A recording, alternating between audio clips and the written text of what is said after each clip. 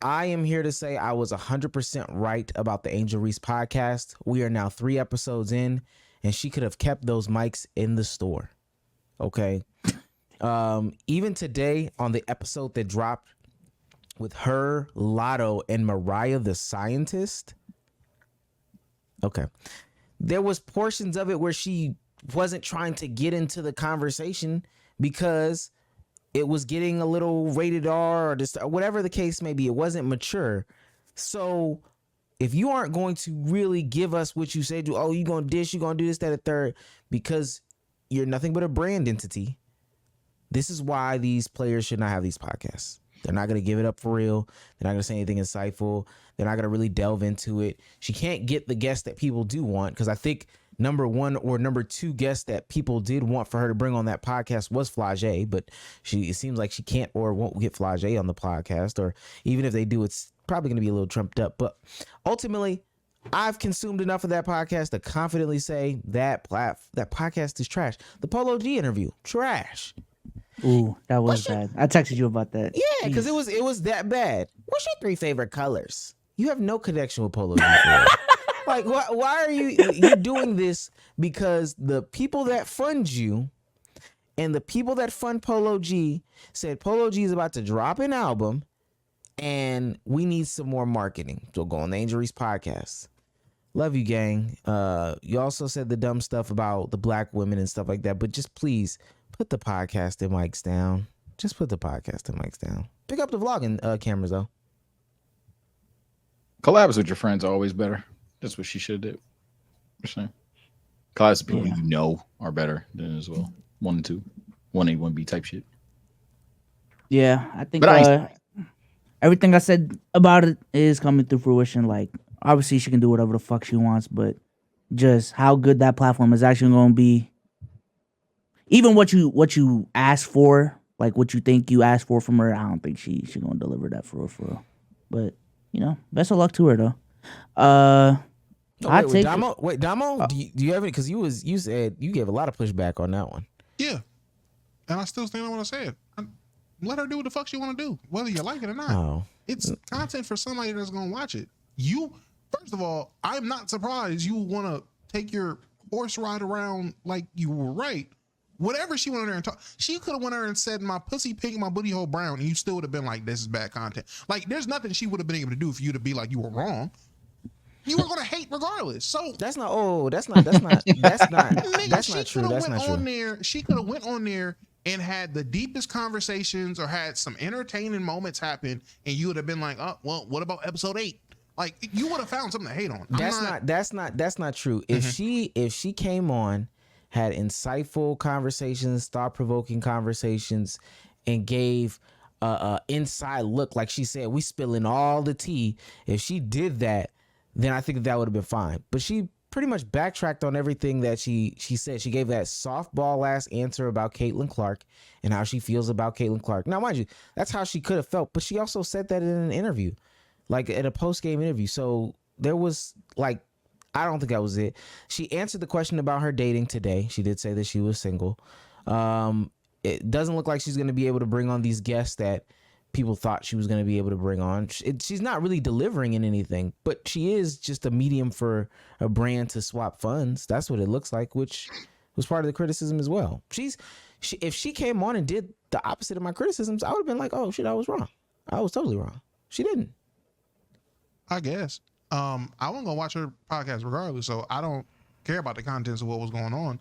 My whole thing is, let niggas make whatever, or let niggas do their content that they want to do, or let them try. Fine. Let these athletes that are 20, 22 years old, they want to make podcasts. Let them make a podcast. Whether it's Angel Reese, Mattis Buzelis, hell, let Bronny James make a podcast. I don't care. I think all of them got the right to do that.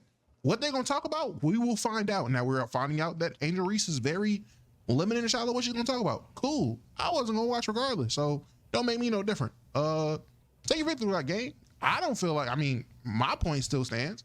I'm just for them making whatever content they want to make.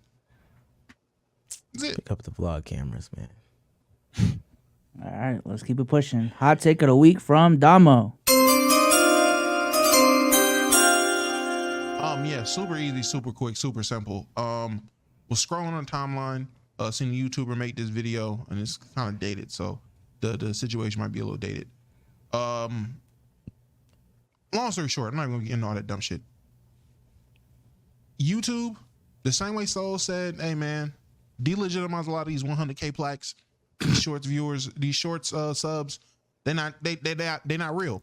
I need you to go through YouTube, wipe off the face of the planet every family channel, every relationship channel, because I promise you, there should not be a market for getting these lonely, single, disgusting, nosy ass people to mosey around other people's lives, other people's relationships, other people's families like it is their own, and niggas is just monetizing, making money off of it.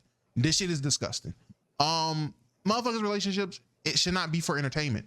Motherfuckers' families should not be for entertainment. And anybody who is capitalizing on the fact that there is Sally Mae who can't find a nigga, who can't keep a nigga down, and ain't gonna have a kid, she is obsessed with the Jones family and their channel, and she is obsessed with what the Jones got going on with little baby Jones, and she is obsessed with what little baby Jones is doing today for school, and what she's doing today for lunch, and what she's doing today for fun. Bitch, no. Delete all these channels. This shit is sick and disgusting. That is my hot take. You triggered my trap card. Oh.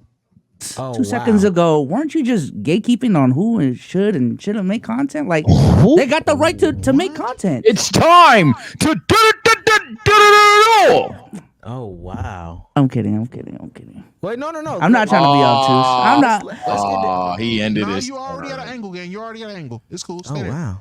You are already at one. Damn, I forgot what makes obtuse angle. 80? 185? Anything over 90. There we go. I was gonna say 145, but now I'm fucked up. But yeah, cool. I think. Yeah. See, now you no, yeah, because our right angle is at 90 degrees. Anything more than the right angle, anything like, yeah, cool. So you're at 145 degrees. Come on, man. What? Hey, listen, I dropped out. But in that context of the conversation, it was about athletes, especially young athletes who are not as experienced in their profession, making podcasts. What are they going to talk about? That is literally the premise and the basis of what me and Omar's back and forth have been about every time this topic has come up. And my answer has always been, let them make their podcasts if that's what they want to do. Now, trying to use Joe Schmo and Sally Mae, who are putting their relationship onto the internet for everybody to be in, mosey around and all that other shit, that's just weird to me. I feel like that's two total different conversations, and it's two total different situations. You can say it's weird, but that's their relationship. That's their family. Why can't they make content on it? Let them make content, man. I guess. Round one, me. Let's Yeah, go. this shit be set, bro. Yes, sir. Yes, sir. Nigga, kick the goalpost down. Damn. All right, hot take of the week. TSO Sage. Honorable mention take. Cars 2 isn't good. I don't know what's going on with the TSO community there. Talking about Cars 2 is better than fucking Cars. Please stop that. But I guess my overall hot take, and I noticed this during my stream last night that we did not sleep on. We were voting on certain things in foo brackets, quizzes, other things like that. We was just trolling. I'm starting to think that as annoying as it is, a lot, like, trust me, it's very annoying. Sometimes y'all are starting to overcompensate for nostalgia. And what I mean by that is, like, y'all literally, like, anytime something in the newer generation is compared to something anytime in the older generation, if someone votes with the thing that was older, you guys instantly nostalgia. No, gang, the older shit was better. I don't know what to tell you. So I think there's a lot of overcompensation for these things. And then furthermore, you guys don't even know what the fuck nostalgia is. For example, we were discussing, what was it? Lion King versus Spider-Verse. And Lion King ended up winning. And niggas was saying nostalgia. Dog, we're talking about the first Spider-Verse that dropped in 2018. Nigga, half of you chat niggas is out there talking about 2016 to 19 being the greatest years of y'all life. So I don't know how nostalgia is relevant in this conversation at all. So, but I'm just starting to think whether it's basketball, whether it's anime, music, whatever the case may be, I'm starting to think that like while nostalgia is very annoying, nostalgia takes do exist. I think that people are going a little too hard on the overcompensation of, oh yeah, the only reason you voted that is nostalgia. I think that's getting about equally as cringe. I agree. My take actually kind of builds on that. So I'm a hot take of the week.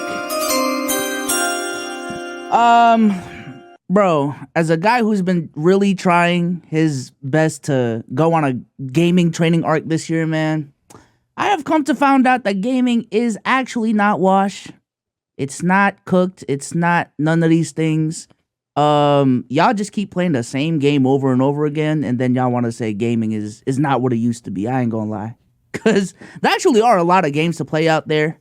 I think for me, it's been really helpful playing a bunch of different games. But some of y'all want to play. Some of y'all want to say, gaming ain't what it used to be. No, you've been playing COD for like 15 years straight. You've been playing Fortnite for 8 years in a row. You play 2K every single year. You've been playing CSGO since 07. Like, yeah, there's other games to play. I don't think you think it's dead if you played other games. So, all respect, not gonna lie, disgustingly iceberg take. I'm not gonna cap. Like at this point, if you didn't pick up a console, if you play, and Souls didn't say it, can't say it. Well, will he say it? I don't know. But if you were only playing nigga games, absolutely. If you only play nigga games, yeah, you'll feel this way. But nigga, in the 2020s is gonna go down as one of the greatest like time spans of gaming if it keeps it up. 2023 for a lot of people was like, oh shit. Yo, this might be peak gaming. And I'm just going to name games. All I did was Google games of the 2020s. Last of Us Part 2, Elden Ring, Spider-Man, Baldur's Gate, Cyberpunk, Assassin's Creed, Final Fantasy Remake, Res 4, Ghost of Tsushima, however the fuck, God of War, Genshin Impact, Demon Souls, Red Dead 2, GTA. Like, yo, GTA 6 is on the way out. Yo, no, I think this is, and GTA 6 is a nigga game, but I think literally, oh no, this is iceberg unless you are a Madden, 2K, COD, and Fortnite and Apex. Like, all right, yeah, I guess game on board. But I think you're a guy that plays a lot of games though. But there's like the people I'm talking to, again, like they play the same game every single fucking year and want to complain about gaming being dead. 2K is not what it used to be, bro. Play other games. Like. Oh yeah, them niggas ain't no saving them. I think now you can give valid criticisms for the game, like the game that you do like or whatever the case may be. Because I saw the Call of Duty 6. I looked into Call of Duty 6. I wanted us to play zombies and do a zombie night. You know, yeah. I wanted us to do a zombie night for the new Call of Duty game that's coming out, but it looks terrible, and I can compare that to what I used to play and complain about that, and that's valid. All that stuff is valid. I think like what Bezos is saying, when you put that bow on top of gaming as a whole, when you're only looking at it from one small lens, is where a lot of people go wrong. I mean, I agree. I hate to cheat because I know it's supposed to be Omar's turn. I got another small micro hot take, bro. Yo, stop taking 2K seriously. I'm seeing a lot of niggas, bro, whether it's in my friend group, Twitter, anything like that. A lot of you niggas, I ain't gonna lie, it's getting cringe. Some of you niggas take 2K way too seriously. And now that's coming from me on this podcast because I don't like losing. I like, you feel me? But at the end of the day, some of you niggas like go to that level of you gotta be comp. Signing up for leagues, always damn near any nigga that pays a dime to 2K Labs. 2K Labs get your bread, but I'm judging your customers. Like, come the fuck on, bro. It is 2K. I get your gym shad don't work. But like, so I'm starting to cringe on any nigga that is like OD obsessed with 2K at this point in time. I played 2K off stream and shit like that. I'm not saying you can't play the game. I'm not saying you can't play the game for hours and hours and hours. Cool. But niggas that take that shit a little too serious with that aren't like content creators or anything like that, just for vibes. Yeah, I'm about to say they don't even have the 2K league anymore, right? So yeah, that'll be my like, what the fuck are you doing, because for me, if you're creating content or like you're trying to go pro in it, okay, fine, you can. complain, I guess, but even then there's still a line. But yeah, if you're just every year I'm a buy 2K guy, like legitimately crying about the game, not just micro complaints, criticisms, like crying about the game. Nah, it's getting real cringe out here, man.